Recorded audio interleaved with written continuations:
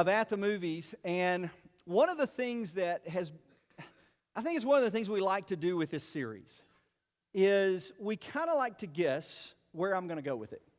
And so that's the feedback that I get more often than anything, is I kind of get, somebody will watch the film, and then they'll text me or they'll email me and say, oh, wow, we just watched the movie. Can't wait to see where you go with this one. Or after it's over, somebody will smile and pat me on the back and that was not where I thought you was going to go with that one. So it's kind of this fun little guessing game that we like to play with at the movies. Until this movie. And with this movie, people watched it and still sent me the can't wait to see, but the tone of it changed to, uh-oh, what in the world are you going to say about that? And why? Just watch the trailer. Something for my godson Elijah and a little girl named Corinne. Man, you coming at me for my music, but you listen to this old stuff. Old stuff? What? You better get up out of here with all that. Pocket's the truth. Well, I got a boyfriend. Yeah, I heard, but it's all good. Really? We've been together our whole lives, Star. We got time. My name is Star. 2 R's. Daddy named me that. Garden Heights. Mama and Daddy says our life is here because our people are here. We got Mr. Rubin's barbecue, Mr. Lewis's barbershop, and Daddy's store. The high school is where you go to get jumped, high, or pregnant. We don't go there. Williamson is another world, so when I'm here, I'm Star version 2. Yo, those kicks are lit. Basically, Williamson Star doesn't give anyone a reason to call her ghetto, and I hate myself for doing it. Until the weekend comes around. I get those goosebumps every time. What's up? Where you been at? Man, I know you be hanging with all the white kids. Shut up. Yeah, when you not around, when you go that to the side. Out of the car. Yo, Star, you okay? Go back where he told you. Khalil, I'm not playing. Go back where... What did you do? Today, Garden Heights is reeling after the shooting of a 17-year-old black teenager by a white police officer. We live in a complicated world. It doesn't seem that complicated to me. Violence, brutality. It's the same story, just a different name. When I attack with impact, it's real tactful. The black cat waited and sat, debated. It's best if she don't talk to 5. With the passion, while seeking. He's threatening her. The only true power is the power within the people. It's about more than just Khalil. It's about black people, poor people, everybody at the bottom. I need to speak for him. You to think we could never achieve the inconceivable. We don't belong, but we here unbelievable. When you ready to talk, you talk. Don't ever let nobody make you be quiet. I ain't named you Star by accident.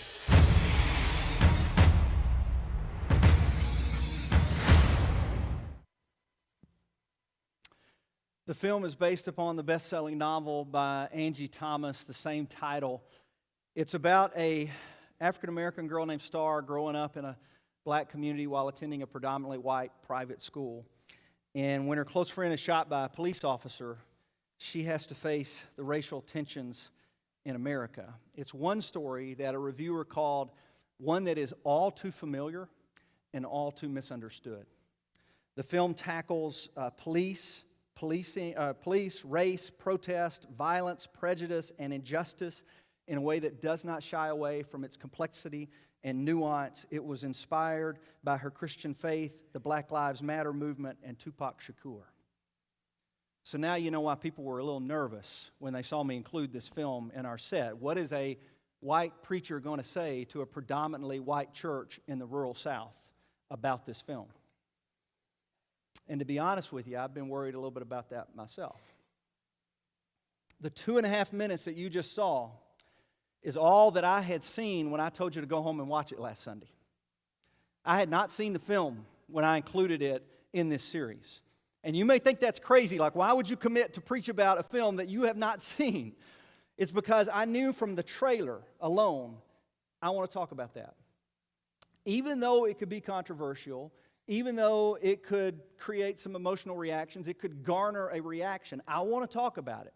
We need to talk about it. One of the reasons that we have so much trouble is we don't talk about it. We just kind of shout past each other on social media, or we label things as right-wing or liberal, or we kind of line up behind hashtag Blue Lives Matter or hashtag Black Lives Matter, and we just don't talk with one another.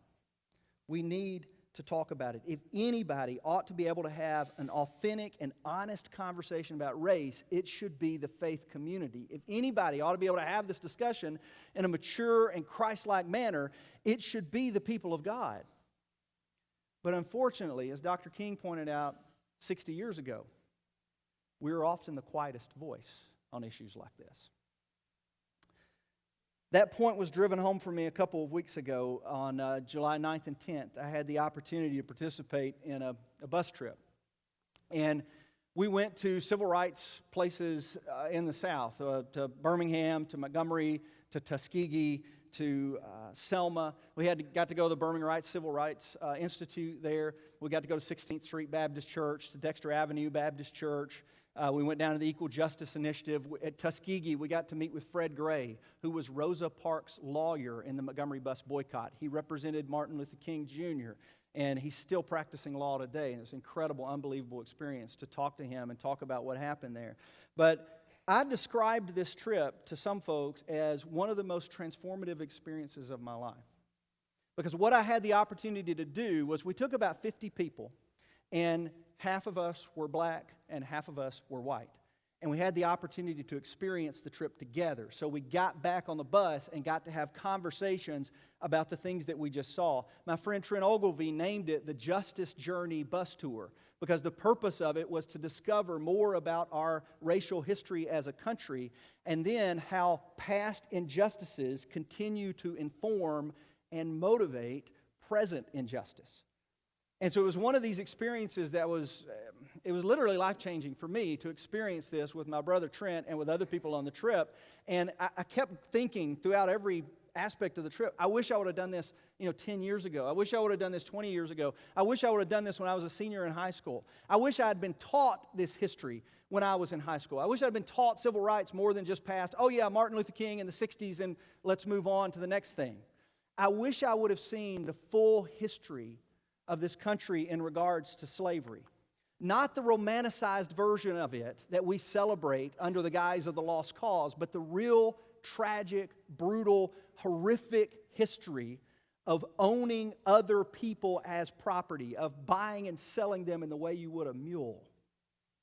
I wish I would have seen the real history, the full history of Jim Crow segregation. Not just the idea that there were separate schools and separate drinking fountains and separate entrances at the movie theater, but that it was also accompanied with decades of racial terror and lynching. I wish I'd have seen the full history of our country's problem with mass incarceration and how it disproportionately affects African American males. 1 in 3 at some time will experience this. And this happens in an age of supposed color blindness. I wish I would have known more about the history of our own county and how in 1946, 9 years before the start of the civil rights movement, it really got its start in Columbia, Tennessee, when African Americans stood up to an attempted lynching, what was going to be an attempted lynching of James Stevenson, and said, no more. This will not happen anymore in this city. It got branded as the race riot. But it was more than that. It was African Americans taking a stand for their rights. And in some ways, I think you could argue that the civil rights began right here on East 8th Street. If you don't know that story, go home and Google 1946 Columbia Race Riot and read about what happened here. It got the attention of Thurgood Marshall and Eleanor Roosevelt, and it led to some important things in our country's history. But the thing I took away from the trip, my two main takeaways, and both of these are themes in the movie as well, so I'm going to kind of weave together the trip and the movie for you this morning. But the two main takeaways for me had to do with speaking and listening. In the movie, Star struggles to find her voice. She's basically been flipping back and forth between two worlds.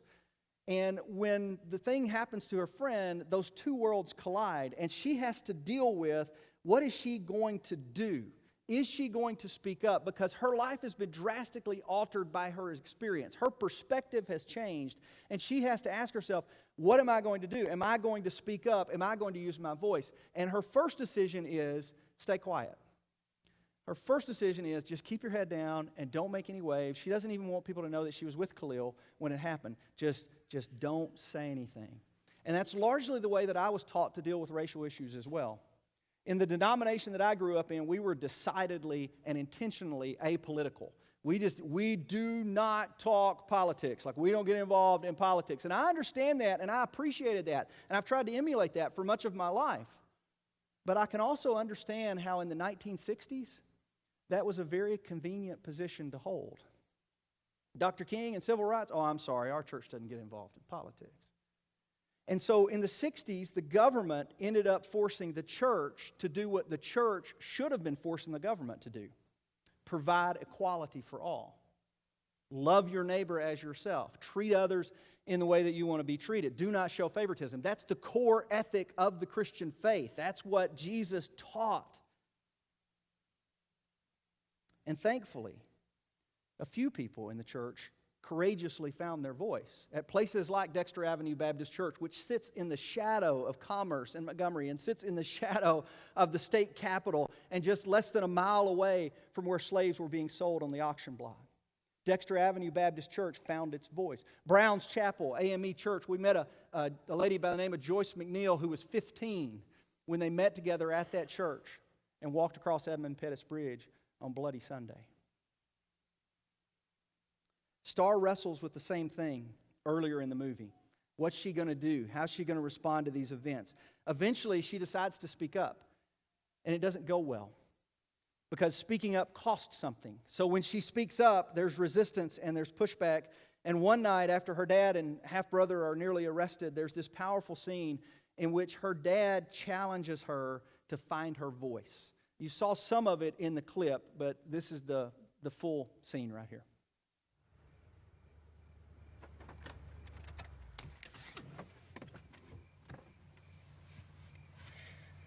I'm so sorry, Daddy. This is my fault. I never should have gone on TV. I should have stayed quiet. Everybody get up out the car. Get out the car and line up on the grass.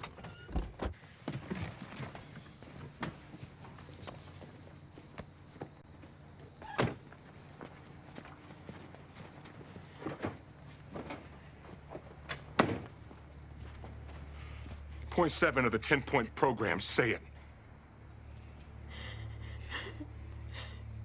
Stop crying and say it. We want an immediate end to police brutality. Finish it. And the murder of black people and people of color and oppressed people. By what means? By any means necessary. By what means? By any means necessary. By what means? By any means necessary. So why you gonna be quiet?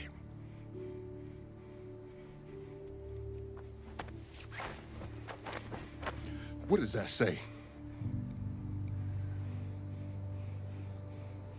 Reasons to live give reasons to die. Yeah. You, your brothers, and your mother are my reasons to live and die. I gave each of you power in your names. 7 perfection, starlight, Sakani joy. Use it. So when you're ready to talk, you talk. Don't ever let nobody make you be quiet.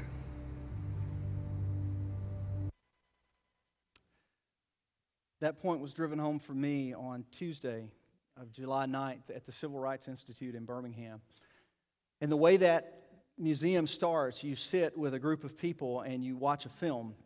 It's an 8-minute film that kind of details the history of slavery all the way up through Jim Crow segregation. And then it gets right at the beginning of the civil rights movement. And it talks about how the black community began to find its voice in regards to the injustices through people like Rosa Parks and Martin Luther King and Malcolm X. And it starts describing what happened there. And the film ends with these 5 words: and the whites were silent. And then it rises up, the screen rises up, and you see this exhibit right behind the screen. It's the beginning of a series of exhibits that take you through segregation in the 60s. And I remember sitting on that bench. I was on the front row. And as that screen rose up and you could see those exhibits, I thought, what if I had been the pastor of a church, not now, but in 1960? What if I had been a pastor of a church in Columbia, Tennessee in 1960 or 1961? What would I have done? And you kind of go through those exhibits, and the whole way I'm just kind of thinking, what would I have done? What would I have done? And one of the last exhibits that I saw was a cross that had been burned. The FBI gave it to the Institute. It was a cross that had been burned in the yard of an interracial couple. And everything we've seen has been from the 60s. And I went up and I read the little placard, and it said that was from the 1990s. And it hit me, that's my generation. It's really easy to sit back and go, that if I was alive back then, or if I was there, it's really easy to criticize past generations. But when I saw that from the 1970s, that's my generation. That happened when I was growing up. And am I naive enough to think that racism or injustice ended in 1964 with the passage of the Civil Rights Act? Am I naive enough to think that it ended in 65 with the passage of the Voting Rights Act? It still happens. So the question for me is not, what would you have done? The question is, what are you doing?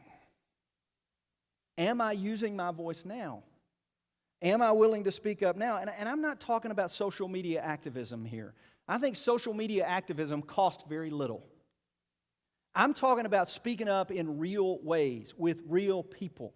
I'm talking about speaking up in our community or speaking up in our relationships with one another. Like, do I have the courage to speak up when somebody makes an inappropriate joke? Or when somebody makes an off-color remark? Do I have the courage to speak up and say, hey, listen, that's not right. You shouldn't talk that way. Do I have the courage to speak up when there are injustices? Because silence is not enough. Here's the way King put it. The ultimate tragedy is not the oppression and cruelty by the bad people. The ultimate tragedy is the silence over that by the good people. Or Elie Wiesel, survivor of the Holocaust, said it this way: we must always take sides. Neutrality helps the oppressor, never the victim. Silence encourages the tormentor, never the tormented. The opposite of love is not hate, it's indifference. Which brings me to point 2. What helps us combat indifference? What helps us speak up? What informs our voice? Because I do believe that you shouldn't speak up until you have an informed voice. Because so much of what we do now is just reactionary. And it's reactionary based on what we're taught to react in a certain way. But what informs our voice? What motivates our voice? And the answer for me is perspective or history, understanding, education, context.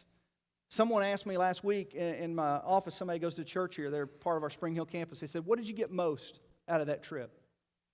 And I said, the thing I got most was perspective. I got context out of that. And the movie gave me that too. From the trip, I got historical context for current reality. I understand why people reacted so strongly when the governor proclaimed Nathan Bedford Forrest Day. I understand why people reacted strongly this week to the president's tweets. Regardless of what you think about his policies and regardless of where you line up politically, the language was inappropriate because it harkens back to an era in which people were using the exact same language to oppose desegregation. There's context behind the reaction. The movie gave me cultural context for current realities. And I want to show you a clip that kind of highlights that. And I struggle because there's so many clips within the movie that provide this context for what's going on. They provide the backstory or the background from what you see on the news and on TV.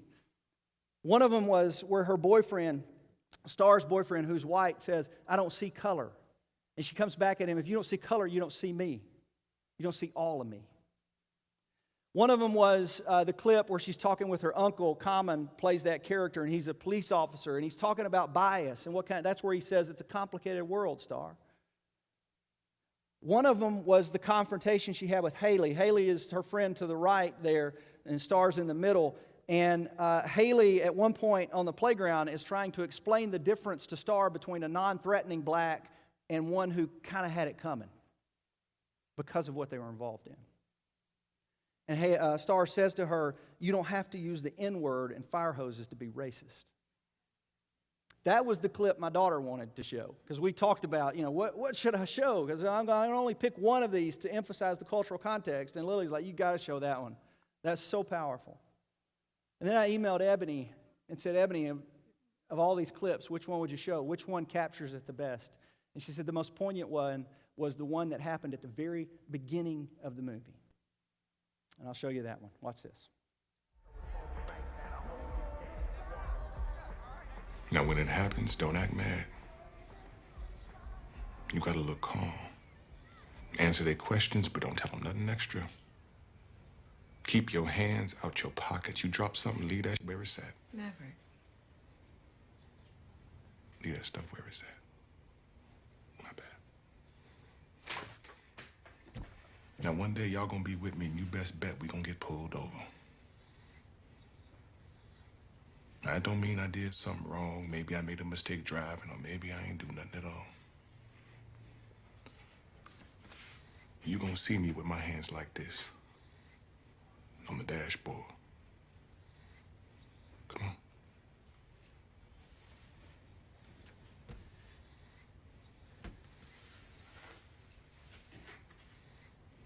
Now, you keep your hands posted, because moving makes the police get all nervous. If I ain't with you, you ask for me. It can get real dangerous, so don't argue with them. But keep your hands where they can see them. This is how you gonna act. We straight? I was 9 years old when I first got the talk. 7, my half-brother, was 10. Sakani was 1. Now, just because we gotta deal with this mess, don't you ever forget that being black is an honor, because you come from greatness.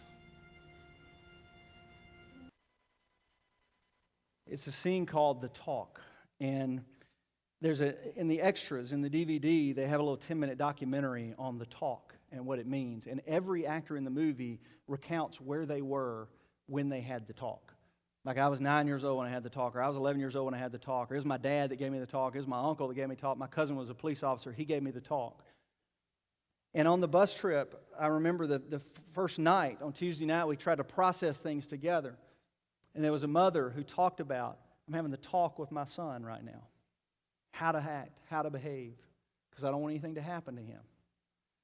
And I talked to her afterwards and said, I got 2 kids that are driving.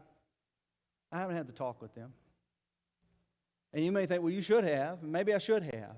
But what I'm saying is I didn't feel the need to have the talk with them because I never thought their lives were going to be in danger if an officer pulled them over. That never crossed my mind.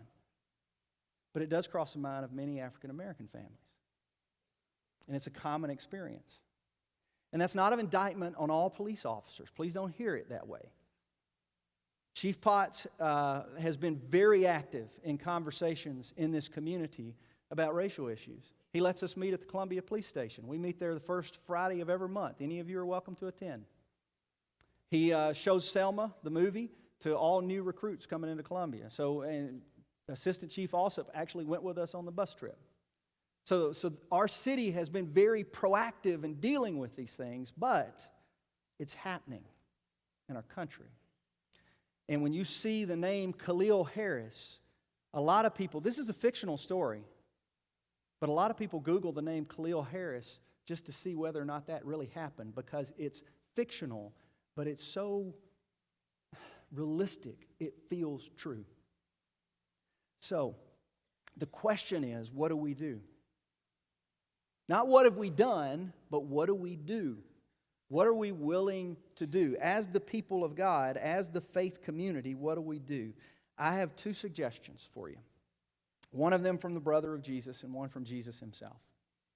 The first one is this. This is from the brother of Jesus. Everyone should be quick to listen, slow to speak, and slow to become angry. My paraphrase of it is, shut up and listen. We are so reactionary. We immediately want to jump on social media and share our thoughts about whatever. Just listen. Before you get angry, before you speak up, And this, he's not telling you not to speak up. It's just listen before you speak up. Learn from each other. Practice empathy. Try to understand what it's like to be in another person's shoes. Try to understand where they're coming from. Try to hear it from their perspective. Don't be so quick to react. Before you dismiss every instance as political correctness run amok, just listen and try to understand. And in order to do that, you need to intentionally put yourselves in relationships of people who have a different perspective and experience from you. Angie Thomas, who is a Christian, and her faith motivated her to write this book. She put it this way. She says, we have to realize that if we want to change the world, we have to change the world around us. We have to change the people that we're in relationships with. We have to be more aware of those living around us, those doing life together around us. Find someone who isn't like you and learn what makes them tick. Because right now we're yelling at each other and rarely listening. So give someone else your ear. And then once you've given someone your ear and you're able to have background and understanding and empathy, then you can speak. And when you speak, speak in the words of Jesus. Love your neighbor as yourself. That's the core ethic of the Christian faith. And somebody once challenged Jesus on that, tried to narrow the definition. Yeah, Jesus, but not everybody's my neighbor. What about these people? What about these people? And Jesus told a little story called the parable of the Good Samaritan. The point of the story is this: there is no one who is not your neighbor. It doesn't matter. Skin color doesn't matter. Economic class doesn't matter. Nationality doesn't matter. Political party doesn't matter. All these things we use to divide ourselves do not matter. Jesus says there is no one who is not your neighbor. So you should treat everyone in the way that you want to be treated. You should not show favoritism because everyone is created equal in the image of God. And so Jesus spoke a lot about this in many different places. It's just that we don't even recognize Jesus speaking about justice. But when he gives the greatest command, he's speaking about it. But one of my favorite places is here in Luke chapter 4, where Jesus spoke about justice and equality through the prophet Isaiah. At the very beginning of his ministry, he stood up in the synagogue and he chose a passage from Isaiah. And this is Jesus reading, "The Spirit of the Lord is on me because he has anointed me to proclaim good news to the poor. He has sent me to proclaim freedom for the prisoners and recovery of sight for the blind, to set the oppressed free, and to proclaim the year of the Lord's favor." And then Luke says he rolled up the scroll, he gave it back to the attendant, and he sat down. That meant he was getting ready to teach. And the eyes of everyone in the synagogue were fastened on him, and he began by saying to them, "Today this scripture is fulfilled in your hearing." In other words, today I come to bring good news to all people. I come to bring freedom to all people. I come to bring equality and dignity to all people. I come to bring justice and mercy to all people. And with Jesus, we had the beginning of the creation of what Dr. King called the beloved community. A community in which equality and justice reign, and where love for fellow human beings is practiced. That beloved community is the church. It should be the church. We are a part of that beloved community. As believers of Jesus, we are invited in to participate in the beloved community. And when we see things that go against that, when we see injustice that go against that, when we see rhetoric that goes against that, we should do what we can to speak up, because we have a responsibility to protect that beloved community that Jesus created. We have to find our voice, and may we have the courage to do so. You probably noticed I did something weird in this message. I've stood in the exact same place since I started. And I've had my notes in front of me the whole time. I wanted to say it exactly like I wrote it, because I wanted you all to hear the same thing, no matter which service you were in or no matter which campus you were in. And my task this morning was just to give you something to think about, to hopefully prompt a little dialogue and discussion, to hopefully prompt a little bit more understanding, and to hopefully prompt some conversations. Maybe in your family, maybe you have them over lunch, maybe you have them in your small group, but to have some conversations about what does this mean for me and what do I do with this information. If you haven't watched the movie, I'm going to challenge you one more time to go home and watch it. Yeah, it's PG-13. It's not something you watch with the kids. But go home and watch the movie because they deal with many more. One of the central themes of the movie I didn't talk about this morning. The acronym Thug Life and what that means. Because I just couldn't think of a creative way to tell you what that means in a church. And if you go watch the movie, you'll figure it out. But it's so true. What that thug life, what he's talking about there is a very deep and poignant part of the movie. So go home and watch the movie if you haven't yet. If you have, it's time for our next movie. The last movie of the series. We wrap things up next Sunday, and we're going to wrap it up with our second documentary of the series, which is the Fred Rogers story, Won't You Be My Neighbor? A little kindness makes a world of difference. And please watch this movie. You know why? Because I don't know that I'll have to preach next Sunday. I think this movie will just preach the message for me. But I may have a few things to say about it. But go watch this movie because I think it'll preach it for me. All right? Thank you for being here today. And thank you for being a church that is not scared to tackle big issues. You knew I was going to talk about this today, and you showed up. And thank you. And I appreciate that. And that's one of the things I've always appreciated about Murray Hills. All right? Have a great rest of the day. We'll see you next Sunday.